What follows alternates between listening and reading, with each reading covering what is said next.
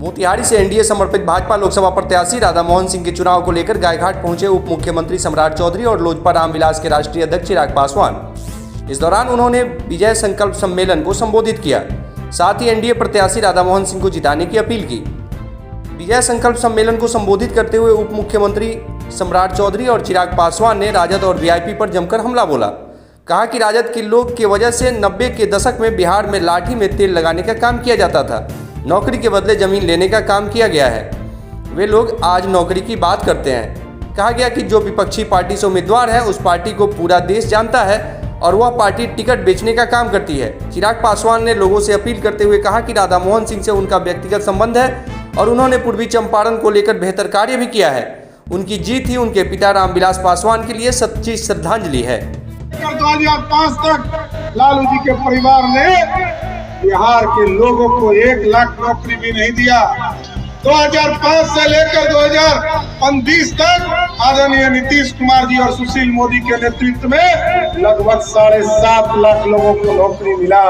और एकदम नौजवानों को स्पष्ट करता हूं, 2025 का चुनाव होगा तो 10 लाख का सरकारी वादा नीतीश कुमार का है, उस वादा को पूरा करके ही आपसे वोट मांगने आऊंगा।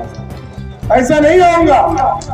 10 लाख सरकारी नौकरी का वादा पूरा करना है। और साथियों, अभी हम लोगों ने मार्च के महीने में एक कानून बनाया है कि बिहार को सुशासन की ओर ले जाना है, समृद्धि की ओर ले जाना है, बिहार विकसित हो इसकी चिंता करना है और जो सुशासन नीतीश कुमार जी ने स्थापित किया था उसको फिर से ठीक करना है। इसलिए हम लोगों ने कानून बनाया है।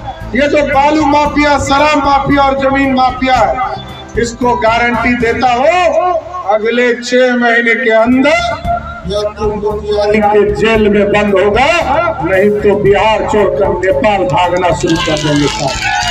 अपराधी कोई नहीं रह सकता, अपराधी को हर हालत में बिहार छोड़ना पड़े। लेकिन कुछ लोग अभी यहाँ जातियों का गठबंधन बना रहे होंगे। पूछिए, यहाँ संतोष जी बैठे हैं, संतोष कुशवाहा जी, जब ये चुनाव लड़ रहे थे तो इनको हरा कौन रहा था? इनको कौन हरा रहा था? वही जो पर्स वाली पार्टी का उम्मीदवार है, वही 13,000 वोट लेकर बेचारे को हराने का काम किया। इसलिए ये जो आजकल पर्स वाला पार्टी वाला घूम रहा होगा आपके बीच में, जिसने टिकट बेचने का काम किया पूरे प्रदेश में, वो उसको याद कीजिए साथियों। आज पूरे बिहार में लोग कह रहे हैं आरक्षण खत्म हो जाएगा, संविधान खत्म हो जाएगा। आप सोचिए साथियों, इस प्रदेश में 1990 से लेकर 2005 तक आदरणीय लालू प्रसाद जी का राज रहा। एक गरीब को नहीं मिला, न पिछड़े को न दलित को। और आप जानिए, कांग्रेस पार्टी ने तो जब मंडल कमीशन आया था तब भी पानी पी पी कर विरोध करने का काम किया था।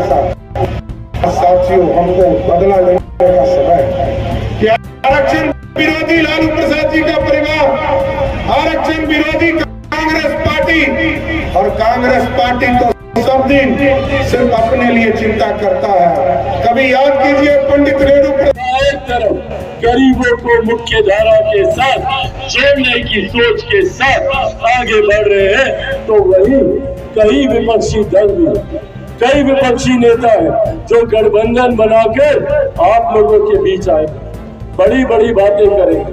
कांग्रेस, राजद, इनके घटक दल, ये लोग आएंगे और बड़ी बड़ी बातें करेंगे। पर याद रखिएगा, कौन है ये लोग? ये वही लोग हैं जो 90 के दशक में लाठी में तेल पिलाने का काम करते थे। ये वही लोग हैं जो नौकरी के बदले हम लोगों की जमीन हड़पने का काम करते हैं। 55 साल तक कांग्रेस सत्ता में रही, 15 साल तक राजद सत्ता में रही। चाहते तो आज बिहार के एक एक गांव को विकसित कर सकते थे, पर नहीं की।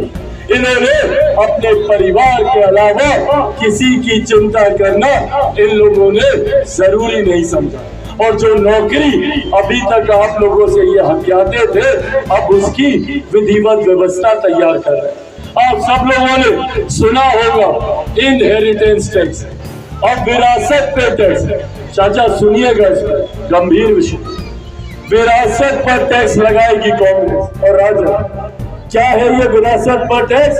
जितना जमीन जायदाद आप लोग का है ना, जो भी गरीब किसान का छोटा से छोटा जमीन हो या गरीब मजदूर की जो भी संपत्ति हो, या चाची आप लोगों का जो गहना जेवर आप लोग रखी है ना घर पर, ये कांग्रेस राजद का लोग आएगा ना तो उसका 25 लोगों से वादा करके जाता हूँ कि जब तक चिराग पासवान जिंदा है ना संविधान से कोई खतरा है ना आरक्षण से कोई पर है खतरा है तो ऐसे ये जो महागठबंधन के महाठाक लोग हैं इन लोगों से खतरा। ये लोग आएंगे ना तो जितनी गरीब कल्याण की योजना, हमको हाथ उठाकर बताइए कितने लोगों को 5-5 किलो अनाज हर महीने मिलता है? हाथ उठाकर बताइए। अनाज मिलता है ना चाची, मिल रहा है ना? छीन लेगा ये लोग।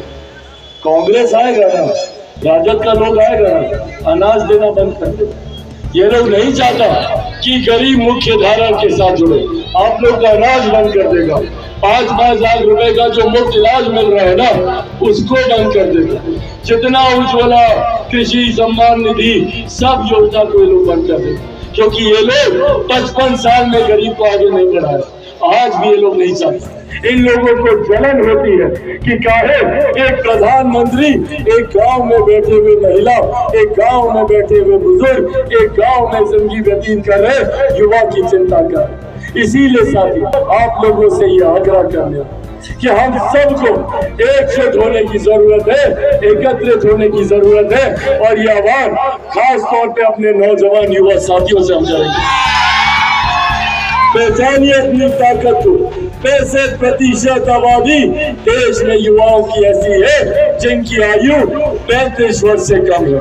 अगर हम एकजुट हो जाएं, अगर हम एकत्रित हो जाएं तो दुनिया की